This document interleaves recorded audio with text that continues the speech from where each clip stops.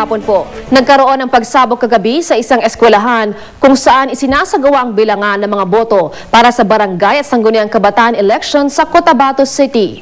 Ayon sa pulisya, posibleng granada ang sumabog sa likurang bahagi ng Marquez Elementary School sa Barangay Poblacion pasado 10:30 kagabi. Sa lakas ng pagsabog, nagpulasan ng mga tao pero bumalik din at tinapos ang bilangan. Wala namang naiulat na nasaktan sa insidente. Patuloy pa rin inaalam ng pulisya ang motibo at kung sino ang nasa likod nito. Sa ibang balita naman, natuloy na eleksyon sa 90% ng mahigit 2,000 barangay kung saan sinuspindi ang eleksyon kahapon. Ayon sa Department of Education, natugunan na ang mga problemang naranasan ng ilang election precincts kahapon. Pagdating sa mga tinukay na hotspot, ang mga sundalo na ang nagsilbing Board of Election Tellers. Samantala, inaprubahan na raw ng Department of Budget and Management ang dagdag na 1,000 pisong cash incentives sa mga guro.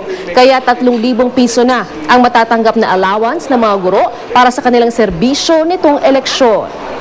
Samantala, abangan sa 24 oras mamaya, ilang kalabaw na inangkat galing Brazil nagpositibo sa foot and mouth disease. Aplikasyon para ideklarang FMD-free ang Pilipinas, posibleng mapurnada. Mula sa tahanan ng katotohanan, ako po si Lala Roque.